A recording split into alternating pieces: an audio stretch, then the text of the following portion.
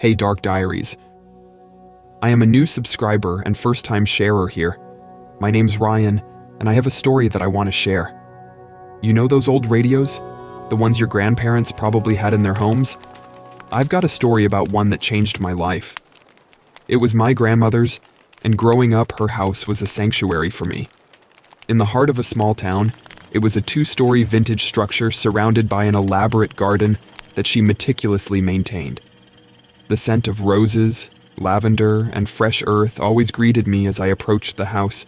It was a place of comfort, stories, and, most of all, music.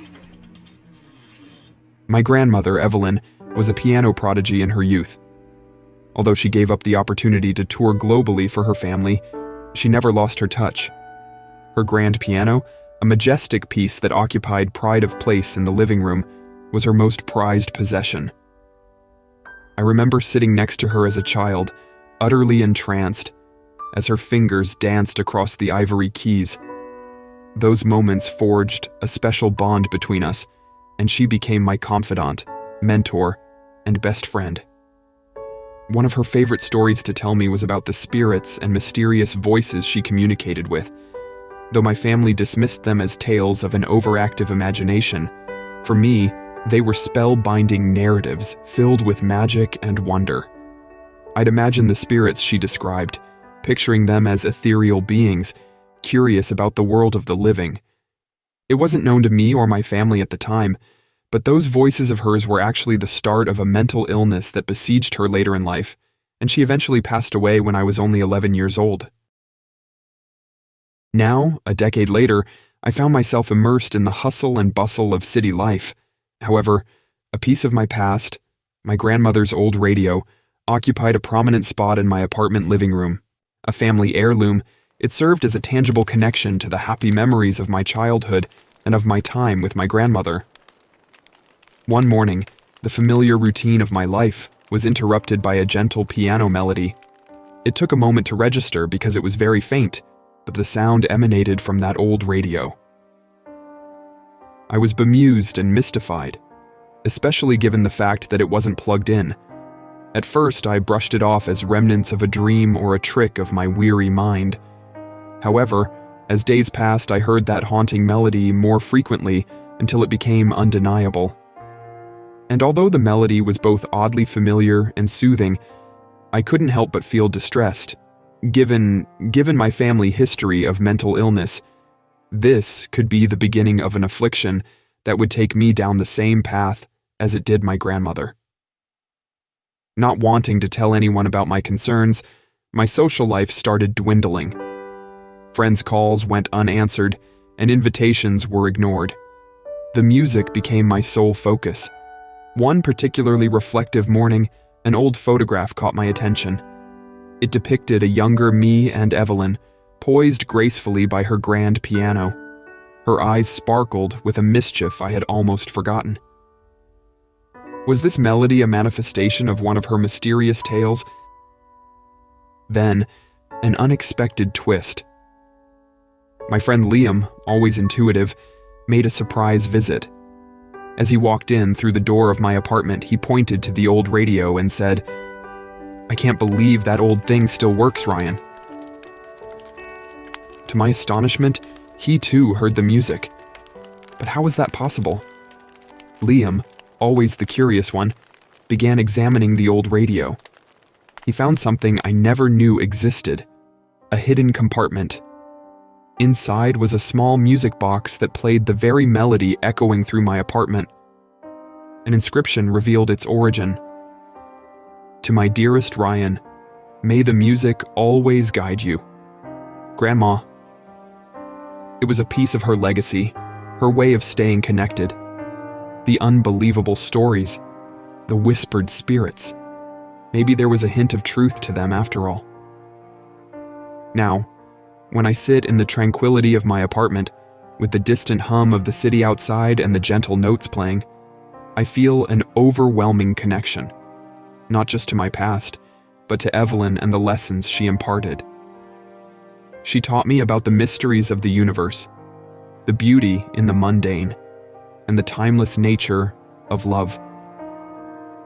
In every note, In every memory, she remains alive, reminding me of the magic that life holds and urging me, always to keep the music playing.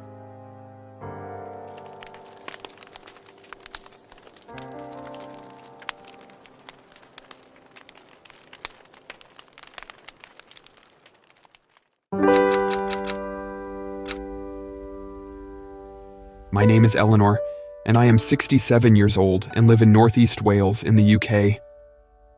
It's a beautiful part of the country when the weather is nice. This happened to me 3 years ago and was one of the most unsettling experiences I've ever had. I was coming out of this intense dream. You know how sometimes dreams are so vivid that they feel real? This was one of them. I was on a vast, empty, foggy beach. The sand was cool, and the water was a deep shade of blue.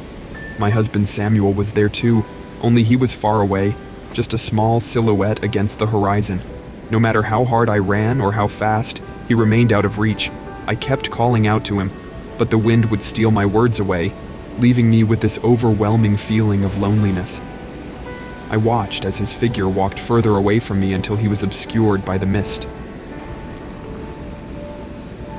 Suddenly, I jolted awake, still gripped by the emotions of the dream. It took a moment for reality to sink in.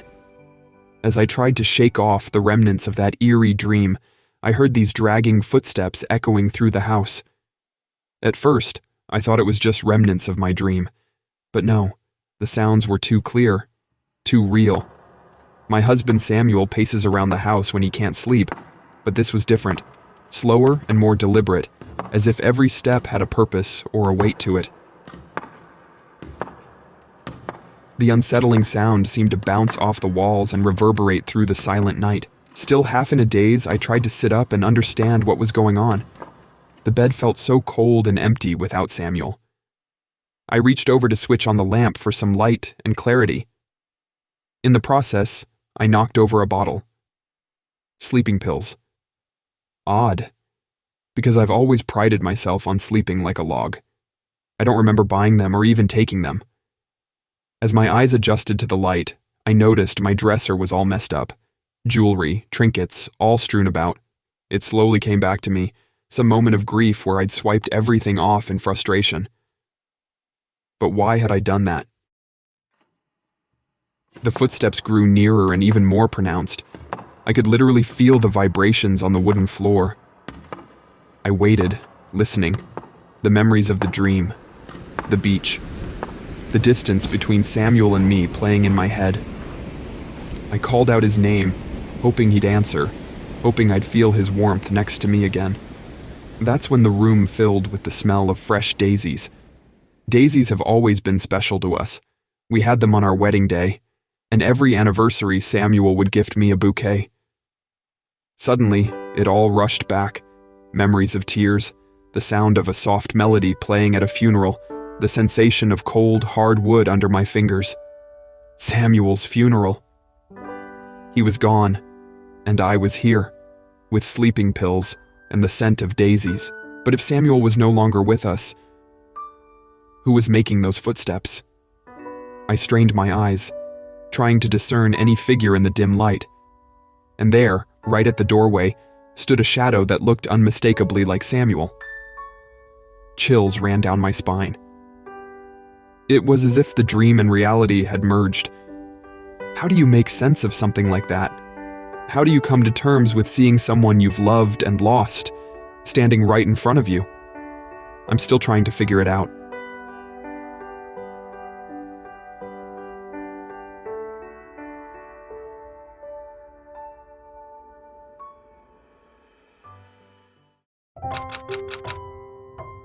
I'm not usually one to share personal stories, but there's something that happened to me not too long ago, and it feels important to share.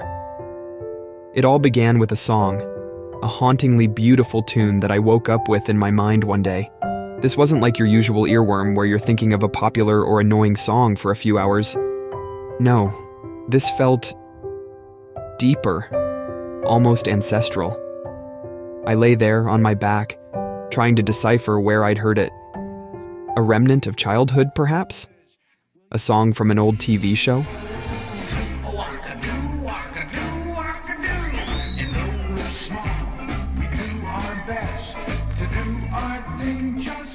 I glanced to my left. My girlfriend Jenny was lost in dreams, undisturbed by the early morning light. Not wanting to disturb her on a weekend, I decided to start my day. While brushing my teeth, the song's pull was irresistible. I tapped my fingers on the sink, syncing with the tune.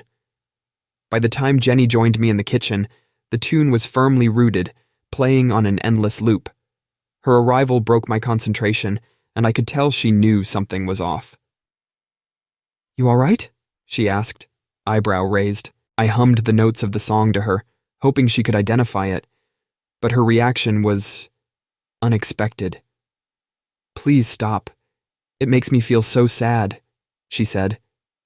Then she looked at me disappointedly, as if I was purposefully trying to upset her. Her response only made me more curious, though. I tried to recall, is it something from my childhood? Maybe from a kid's movie? Frustrated and getting nowhere, I brushed it off, telling her about my plan to visit my mother to help her with some projects around the house.